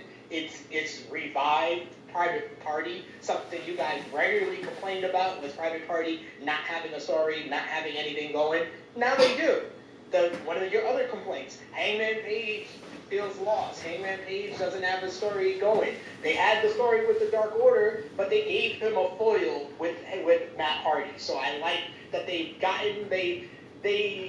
gotten stuff back on track than it was a couple of months ago, and they've used Matt Hardy as that, which should be his role. Use him to help others. That should be the role for Matt. Yes, and you know what? Oh, go ahead. I was agree. Older guy for the past 20 years, right? Put other people over, and you made a lot of money. The big money Matt thing makes sense. Like, I like this. This is the only Matt we should have seen in AEW. I will give Tony Khan credit. He does tend to use his guys, older guys, properly. Every time somebody's involved and they're over 40, I'll use Cash's number. Over 40, I'm not going to say they should retire. That's preposterous. But Over 50, sure, sir. they should. You said 40 because we didn't get Ric Flair's fucking 89 run. That's why it sticks in my fucking head. They were like, oh no, some sacrifices. No, I think it was 50. Whatever. I hate trust memory. You don't usually trust memory, but when you mention Nick, Well, I might have meant 50. Well, there you go. Anyway, guys over fucking 40 should be used to get younger guys over. They're doing that with Sting, or they're trying to. Try to get them over. They're doing that with Sting, they're doing it with Jericho and MJF. What's the other one? Shaq and Jade Cargill, quite frankly. And here with Matt Hardy and Private Party and Adam Page. The match was fine. I didn't love it. I love John Silver. To me, I gotta be honest, as much as I think Hangman has been revitalized, John Silver was the part I wanted to watch this match. Man, he did his job. He is a star waiting to happen. I don't know about Rey Mysterio, that's what you said, but some type of star. Oh, wait a minute, I apologize! I apologize. I've been talking about my favorite thing during the episode. I know, you guys don't remember what I'm talking about. We all forgot, because nobody cares except me. Max Cass is my favorite thing in the fucking episode. Let me clear that up. But Miro's promo was my favorite thing during the episode. It was. Oh, it was splendid. I totally forgot about that. Sorry, Miro. Fantastic. You stop playing games. Games is over. I'm here for it. Actually, I look forward to that match the most of the pay-per-view. I'm gonna give the people what they want. Yes. Here for it. I'm not sure why they popped up just now. Because Silver's like a mini version. The mini Miro. Yes. Oh my god, I want to see that friendship now. Silver hugging Hangman was my favorite part. Not just hugging, resting his hand on his chest. I just love it. He's the most lovable. He might be the most lovable professional wrestler I've ever seen. Yes. Yes. John Silver. There's just something about him that's just so wholesome. How can you dislike him? Really? Yes. And it's weird. His character hasn't changed all that much from the evil fucking laughing as he gets over the title belt face. Yeah, they just dials him up to 10. That's all. That's fantastic. And I know another thing that you guys have complained about, but I'm gonna say something that might be considered blasphemy. Oh, Jesus. The post match that happened afterwards, the big brawl. I could have done with or without it. Yes. The highlight of it was fucking -1 going nuts on the stage. I'm sorry. That shit made me laugh so much. So much. And then when Matt Hardy tries to leave, he's talking shit to Matt too. Yeah, that was pretty hilarious. Because Matt Hardy's kind of, I won't say comedy character, but kind of a, I don't know. I love that. It's face you made. You really don't like -1. I really want him to go away. Jesus! Well, why? Yeah. I think I've come around to just accept that he's part of the show now. It is what it is. Yeah. Until school starts, I guess. Oh my god. Can we get... This is the first time I've said it, ever. Can we get in-school learning again? Please. And not at home. He's very Texas, Mississippi. Just open this shit up. Let's move on. Just open... It's only 2,000 cases. Just open it. Only But specifically, not the whole state. Just whatever town -1 lives in. Jesus. Go to school. Why? Why do you hate him so much? Besides, all right, let's work our way through this, because I don't want to get you in trouble. Let's work past the fact of why he's there, okay? Let's work past that. It's a charity case. I just said let's work past that. Okay. It's not a charity case. Charity case means you're doing it for him. And quite frankly, Tony Khan's doing it for himself. No offense. You're a businessman, that's why you should do it. No, it's the bad booking. Okay, let's hear this. It's Tony Khan. I love that. You're not going to use my words against me. We're not going to use... I know that'll get Jimmy on my side. No. Work with me. Why? I don't... We don't like kids in general? I don't hate us. I think it's my Marco stunt thing. I don't want to see smaller child individuals on my wrestling show. But he's not fucking beating anybody up. No, but I don't want him there. I don't want children on my wrestling show. Okay. Like, I didn't love the Dominic aspect of Ray versus Eddie. I just wanted that to be a feud. I don't need kids on the show. In any capacity. Even as like a mascot. Yeah, no. I don't need the kids there. Okay. For outside the ring, whatever, mascot, managerial, valet, whatever, we have other actual people. None that We don't need give kids. off the childlike exuberance that he does. John Silver. We don't need kids. No, because he's not a mascot. I don't want him as a mascot. His talent is in the ring. You said Future TBT. You said exuberance, but we don't. No, you said we have other people for that. We don't, because John Silver has to be in the ring. Who else you got? Vicky? But anyone else? Or I love that. Jesus. I don't want kids or kid-like appearances on my wrestling show. That's weird. I just don't. Yeah, no, I can't argue if I just don't. That's weird. It's weird. I can't argue with that shit. So. I don't. And it's a. They dialed it back, not on Dark, but they dialed it back on Dynamites. So I'll give them their credit. I think it's the way it started. It's just. I think it's the way it started. This is the whole. I think Brody was around and they were babyface and the kid was there. You wouldn't mind. Maybe yeah, because it'd be more understated. It wouldn't have been thrown as in my face. As it It's was. been pretty understated since the whole. Yeah. Like I said, they dialed it back a little bit. It could also be because I do watch Dark, and he's on commentary, and he's just Ew. fucking just. Oh. Alright, yeah, I'm gonna catch you now. Turn around. Tony Khan's face. He was fantastic on commentary. He has this Just, running. randomly laughing out of nowhere and saying, "I love violence." What the fuck? But the high pitch just laughing out of nowhere. Like, what are you? He's not on for the whole show, is he? Particularly Preston Vance matches. Who's that? 10. Don't do that. No, let's make on Preston 10 Vance. But particularly for the 10 matches, and then he has this whole running gag with Excalibur. He's constantly telling Excalibur shut up, and he's like belittling him, and it's like, I think Excalibur is a chump, but now you're gonna drive it home. I love that. I thought we had come around Excalibur. He's been fantastic. He's been He's been the MVP of the announce table. I've been more appreciative of Excalibur. He just can't get himself. No, he agrees, but he just won't. I don't agree. I don't Who's agree. an MVP?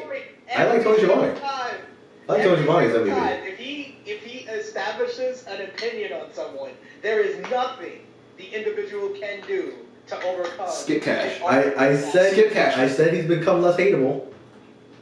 But I don't give him MVP. I don't even give him silver. Now we went from you think Tony Khan's the MVP. I mean, not Tony Khan, Tony Schiavone. Yeah. Sorry, Schiavone. To now they're both better than him. Oh, I've always thought that. Yeah, Still but do. then we came around on it. No, I came around. You cannot say I love JR.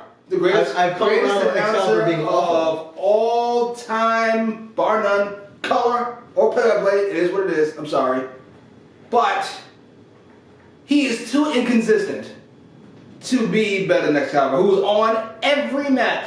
But that's also why I like JR, because JR speaks how I feel a lot of the times. He goes, well, they're a little lenient with the rules. They're having a lot of fun. I'm like, yes, exactly, JR. So he speaks to me more.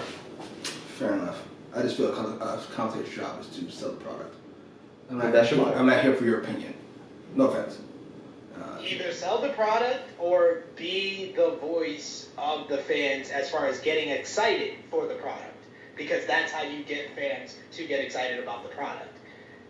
Yeah, I don't need you pointing out the flaws of the company. That's my job, which I do Exactly. consistently because the booking's terrible. Tony. I'm gonna ease up with Tony Khan at some point. I thought I did for a bit.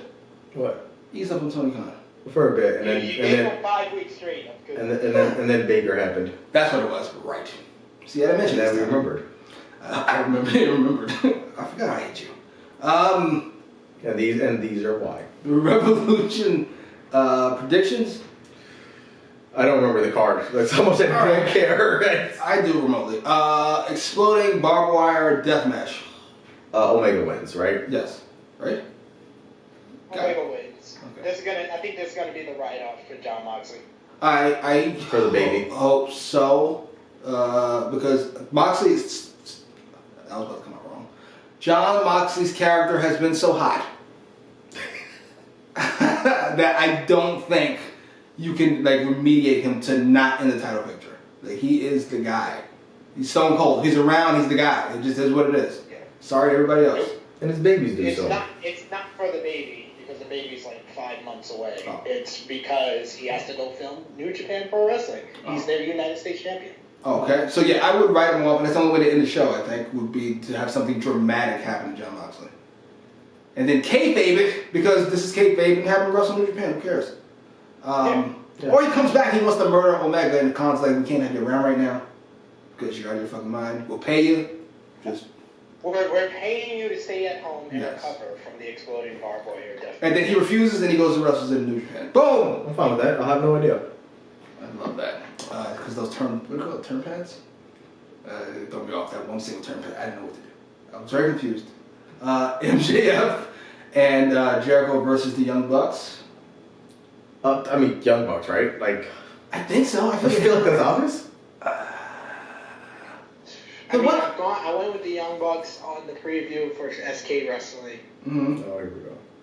But Alex said MJF and Chris Jericho, and I just feel like, yeah, that's the better option to have more ways to go with the story afterwards. I agree. Yeah, we know the Young Bucks have their money match with the Good Brothers, champion versus champion, a rematch with FTR on the table. But MJF and Chris Jericho, if they win the titles, it's like, what's going to happen with the Inner Circle? How long are they going to be coexisting together? Because people thought the turn would happen like that. What is Santana and Ortiz going to react to it? What does Sammy Guevara think of them being champions? Like, there's so many ways and twists and turns that can go with the story if they win the titles. So here, I will go with MJF and Chris Jericho. I have one more chance on the True Hill Heat podcast to predict something else. The two of you, well, not two of you, that's what you just said. I think you have sold me on why it should be MJF and Jericho. To me, the Young Bucks versus Good Brothers works just as well for the Impact belts. It just does. All the same. And it's an apology for Sammy. Here go the Young Bucks. I'm over apologizing to you. Here you go, so we're all good. I just can't see Young Bucks losing because Matt, I just can't. I can't. I just can't see it. I'm sorry. Young Bucks. They win and then they fight the Good Brothers and they beat them because they're the Young Bucks, and then they fight FTR at some point. I think it also helps the dissension between MJF and Jericho to have them lose this match because they're a united front now, and now we can go more towards their own issue, like actually. Okay. I just, by the way, end of that match with Nyla Rose. There was any beef with Vicky? Not that I remember. I feel like that should have been the move. Now it's one of these two matches of fucking Thunder Rose and Go Baker fucking somehow because she didn't have Vicky. And if Vicky's back and she loses. They should be done with that. I thought they'd learned a lesson. Just be done with it. It doesn't work. Yeah, That's actually a good story, something to give Nyla Rose's character. Yeah, Tony, you listening? No, he stopped probably an hour ago. I can't knock it. Sorry. Speaking of which, women's title match, Sheeta versus Mime. Dear God, please be Sheeta. I know I haven't said that in 6 to 9 months, but dear God, please be Sheeta. How long has she been champ? Forever. She's been champ since last May. Is she the... I hate to be blasphemous. I'm sorry. Is she the worst women's champion in AEW history? Yes. No. Yes. She's not better than Nyla. Yes. Nyla was better. Yes. No. She's better than that. What? No, not is she better. Has her reign been better? Her reign... Nyla wasn't on TV! She hasn't been been on TV. On TV more in the past 10 months that she's been champion than Nyla Rose was in the 2 months that she was champion. She just went missing for 2 months. She already beat it. But Nyla... She's been on TV. She was on the AEW Women's Eliminator Tournament. I love that. But she was... Oh, go ahead. However, Nyla wasn't the champion and missing from TV, while they brought in another women's champion to take her place on TV.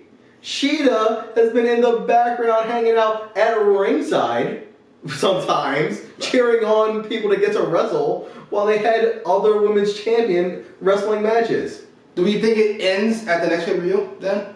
I hope so. At this. I hope it ends on Dynamite after. They're going to give her a 1-year reign, and I think it ends at Double or Nothing, where it started a year ago. I don't even care who they put it on at this point.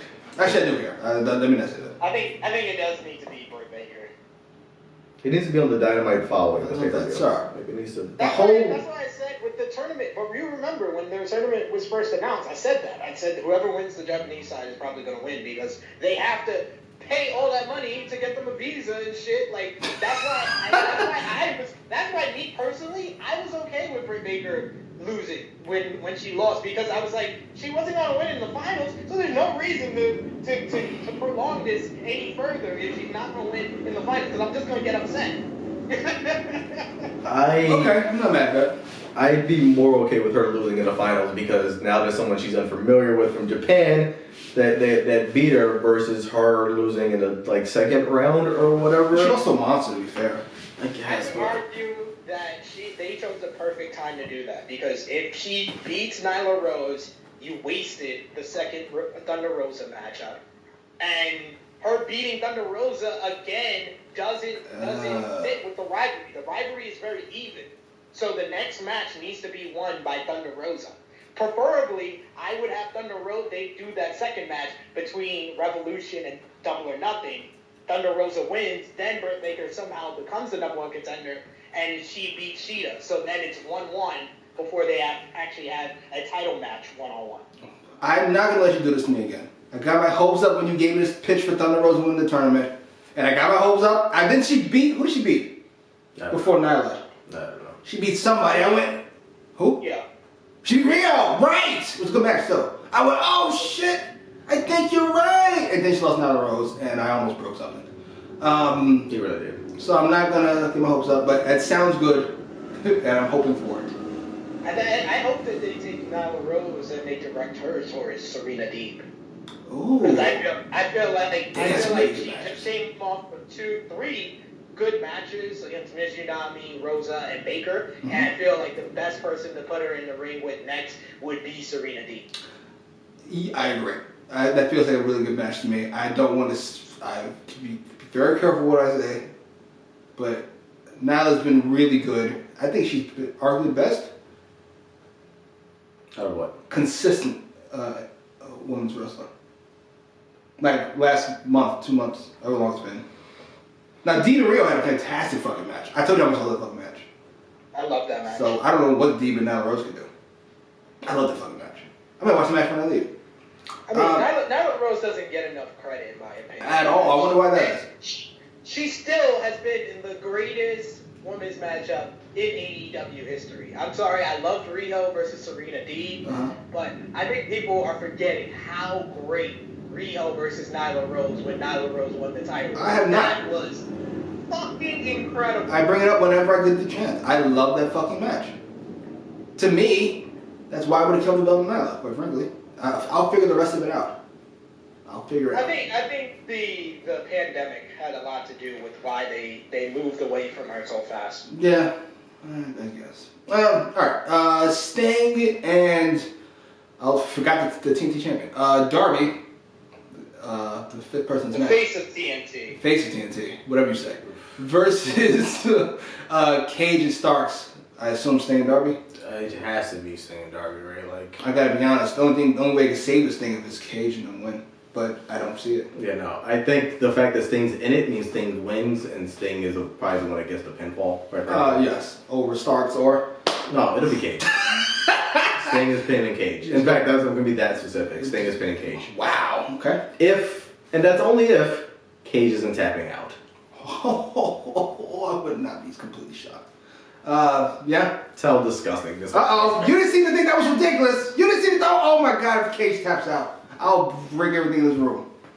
If this rivalry had not been going on for 9 months, I would totally go with Team Taz to win here because I feel like they need the win more. Oh, yeah. But yeah, Sting and Darby are gonna win because this is the blow off to this 9-month-long rivalry. I can see Sting getting the victory over Ricky Starks. Here's hoping. Here's fucking hoping. I'm just really hoping for an issue between Darby and Sting. I don't know. I want them to turn heel. They don't strike me as really good heels. Too soon. That's just how over it I am, though. I agree. How overshadowed Darby Allin is by Sting. Complete agreement. Casino Battle Royal? It's not the casino, it's the... What is it? It's just a tag team Battle Royal. Yeah, it is. Is it casino? Isn't that only a double or nothing? Casino, the tag team battle royale. He mocks me. He chuckled. Oh, I thought that was only a double or nothing. Blasphemous. Gotta be Good Brothers, right? I know they're in it, but now that I know they're in it, it's gotta be. Yeah. I really want to say Pac and Phoenix, but I'm going. I think you've sold me on the Good Brothers. My original thought was maybe Santana and Ortiz, and that is with the Young Bucks beating MJF and Jericho, and then Santana and Ortiz are the ones to dethrone the Bucks. Oh my God. And then that's a whole inner circle issue also. And then the Bucks can go to Impact for all I care. And wrestle the Good Brothers. For all I care. Yeah, that in there. What else is left? Miro and Chip Sabian. Miro. We don't even have the Miro and what? The Face of the Revolution ladder match. I've got. Do you have a prediction on who it is? The mystery spot. What's my man with the long hair that showed up for like a week to join the Inner Circle? He's a bigger guy, but short, kind of stocky. Oh, Jeff Cobb? Thank you. Jeff Cobb. Out my ass. Jeff Cobb. I'm going with All Ego Ethan Page from Impact Wrestling. He's going to be the new signee, and he wins the Face of the Revolution. He has history with Darby Allin, from Darby Allin being involved with him. His greatest rivalry in Evolve was against Ethan Page. Ethan Page just did an interview and said, there's one guy he wants to be in the ring with from AEW, it's Darby Allin. Just makes a lot of sense. We're going to blow it, dummy. I didn't have that thought until last night because I considered them and the Paul White announcement one of the same until recently. But last night I came to the conclusion that it would be Karate Man Ethan Page. Do we have a guest on Paul White again? I think I said Christian, you said? I forgot what I said. Oh, maybe Brock Lesnar. Okay. I'm going to go with it. Are you two going with Brock Lesnar? I'm going with Brock Lesnar. My on a limb is Brock Lesnar.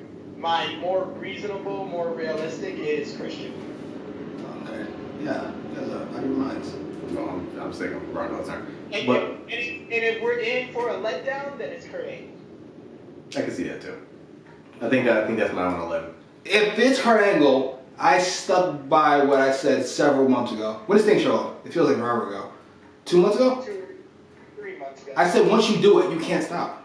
You just can't stop. It's an addiction. That ratings pop is just too much. Sting, Paul White, Kurt Angle, you just keep going. You'll just keep going, and then you'll be TNA because you just can't help yourself. I'm never knocking it. We all understand that urge of something good happens. You want to keep doing it again. That's why I end up in debt.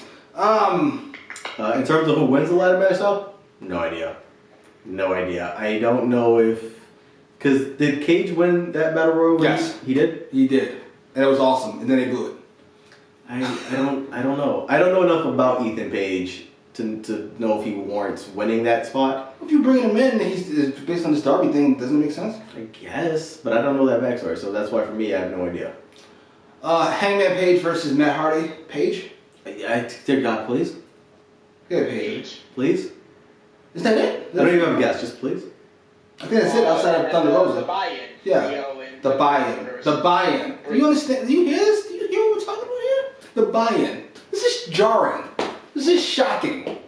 Yeah, this is gonna be Thunder Rosa and Rio. That should have been the main event of the fucking pay-per-view, the fucking Dynamite we just had. They teased They teased Reba not being in this match. I think she's not going to be in the match. And I think that the mystery partner for Britt Baker is going to be Impact Knockouts champion Deonna Purrazzo. And Deonna and Britt win. She heel? Yeah. Yeah. Okay. What's going on with Reba? Why is they saying Whatever it is, speed it up. They said she's injured. Injured, she ain't gonna fucking do nothing. Plug. My battery's on Twitter, YouTube, Instagram, everywhere. Just search it. Plug. Check out our wrestling YouTube channel. You're on it right now. True Hill Heat. Subscribe here. See the good brothers on AEWrecap. See me on the True Hill Heat weekly podcast every single Saturday. And go check out some of my other stuff on Wrestling Daily as well as Sports Keto Wrestling. He has a Patreon. Shit. Post your comments over down below. Like, share, subscribe.